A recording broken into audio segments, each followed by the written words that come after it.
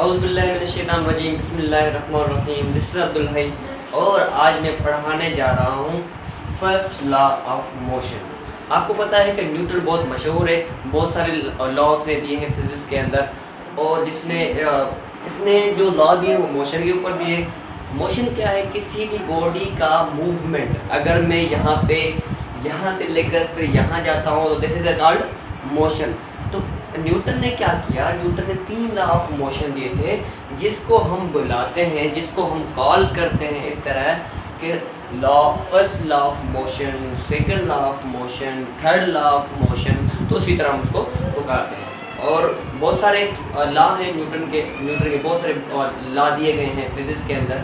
तो यहाँ पे जो हम आज इस टॉपिक के अंदर, आज इस वीडियो के अंदर जो हम पढ़ाने लगा वो है फर्स्ट लॉ ऑफ मोशन, यानी एक ऐसा कानून जो किसी बॉडी के मूवमेंट पर बना हो।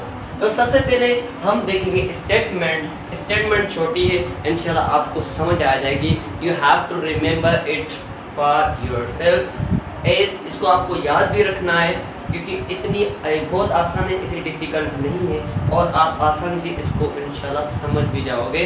और इस फर्स्ट लॉ ऑफ मोशन को एक और नाम से भी पुकारा जाता है, जिसको हम कहते हैं इनर्शिया। क्या कहते हैं? इनर्शिया कहते हैं। तो सबसे पहले हम पढ़ेंगे स्टेटमेंट मतलब एक साइंटिस्ट था जिसने ऐसी कोई चीज़ कह दी मोशन के बारे में। तो स्टेटमेंट ये है हमारे पास न्यूटन की कि if a body at rest, अगर कोई बॉडी रेस्ट पर है तो क्या होगा? रिमेन एट रेस्ट पर ही रहेगी। और if a body in a motion, remain in a motion, अगर कोई बॉडी मोशन में है तो मोशन के अंदर ही रहेगी। और unless external unbalanced force act on that, it is said to be first law of motion।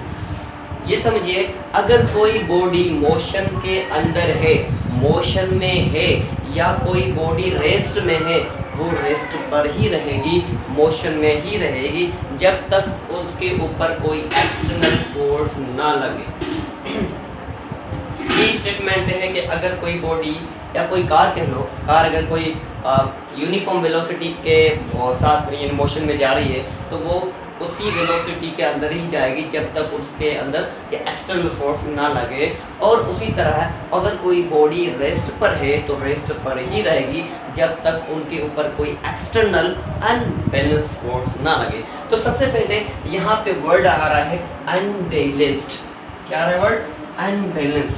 मैं पूरी स्टेटमेंट पढ़ता हूँ ताकि आपको समझ आ जाए। If a body at rest, remain at rest, और if a body in a motion, remain in motion, unless अगर external unbalanced force act on that। क्या आपको पता है कि हर बॉडी के ऊपर, अगर कोई बॉडी रेस्ट पर है तो रेस्ट पर क्यों है? क्योंकि उस पर बैलेंस्ड फोर्स लग रही होती है।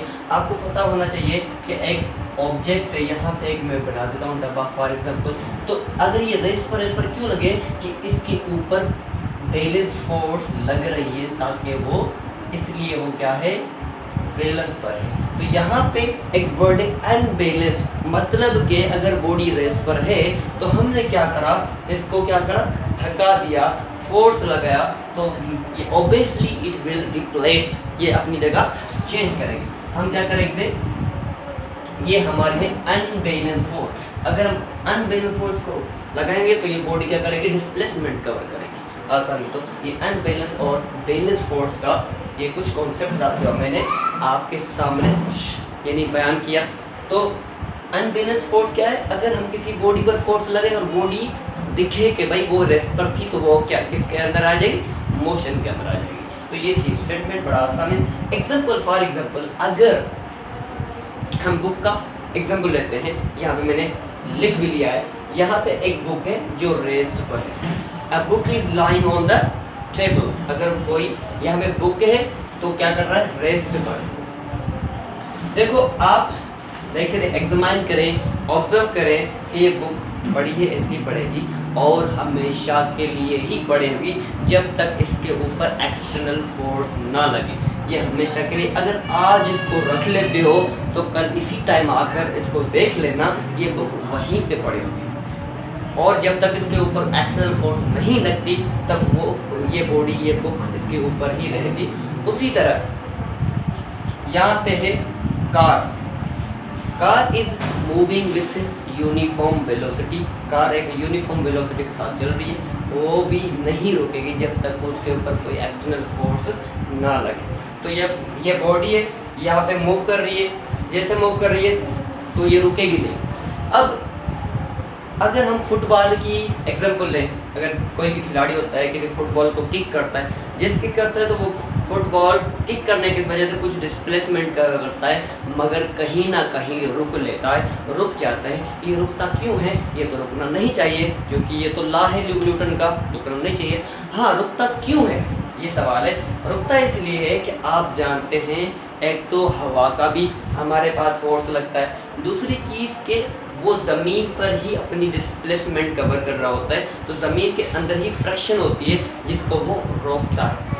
तो एक गाड़ी है, यहाँ पे यूनिफॉर्म वेलोसिटी के साथ वो मूव कर रहा है। अगर हो सकता है यहाँ पे कोई ऐसी यानी रोड ख़राब हो जाए, तो रोड ख़राब होने की वजह से वो बॉडी यानी यूनिफॉर्म वेलोसिटी दे कुछ रेस पर आ जाए, इन कुछ रुक जाए, या तो वो जो गाड़ी है वो ब्रेक मार दे, क्योंकि एक बॉडी है, ये उसकी वेलोसिटी बन रही है, एक्सेलरेशन बन रही है, पॉजिटिव बन रही है। जैसे वो ब्रेक अप्लाई करेगा तो वो बॉडी क्या करेगी? पीछे आएगी, यानी यहाँ पे एक्शन का रिएक्शन हो जाएगा। पहले एक्शन हो रहा था, अब वो रिएक्शन हो जाएगा। यहाँ पे गाड़ी मूव कर रही है वेलोसिटी यानी यूनिफॉर्म वेलोसिटी के साथ। अगर कोई बॉडी क्या करती है?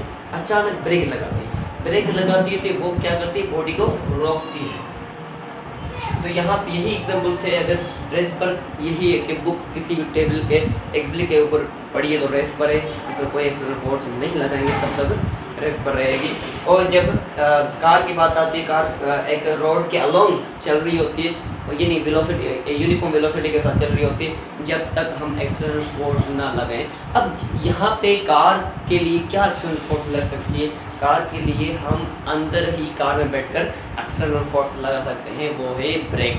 जैसे हम ब्रेक लगाते हैं वो गाड़ी रुकना शुरू हो जाती है, क्योंकि तो यूनिफॉर्म वेलोसिटी के अंदर थी, हमने ब्रेक अप्लाई किया तो वो गाड़ी रुक गई। तो इस वीडियो के अंदर हमने पढ़ा फर्स्ट लॉ ऑफ मोशन। एक और भी चीज़ है जिसको हम इनर्शिया भी कहते हैं। मैंने वीडियो से पहले भी बताया, वीडियो में ही बताया कि इस फर्स्ट लॉ ऑफ मोशन को हम इनर्शिया भी कहते हैं। अब इनर्शिया क्यों कहते हैं यही समझ में आए। इनर्शिया अब यानी रियलिटी जो है, जो बेसिकली इनर्शिया किसको कहा जाता है? मास ऑफ बॉडी इसका इनर्शिया। किसी भी बॉडी का जो मास होता है उसको हम इनर्शिया कहते हैं। फॉर एग्जांपल, अगर बॉडी कोई रेस पर है तो रेस पर क्यों है?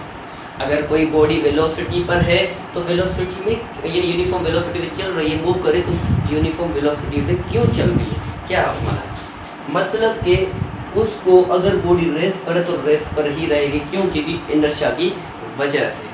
और कोई बॉडी वेलोसिटी यूनिफॉर्म वेलोसिटी के साथ चल रही है तो इनर्शिया की वजह से चल रही है। इनर्शिया क्या करती है?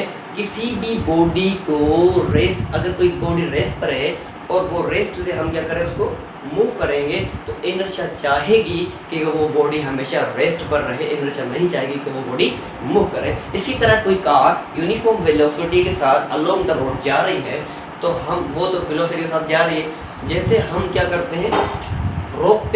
रोकते हैं, ब्रेक लगाते हैं, तो अचानक ब्रेक नहीं लगती, क्योंकि इनर्शिया कोशिश कर रही होती है कि किसी न किसी तरह इस बॉडी को मूव कराती रहूं। तो आज का लेक्चर है फर्स्ट लॉ ऑफ मोशन, जो आप I hope that you will fully understand about it and you will know. Thank you for next video.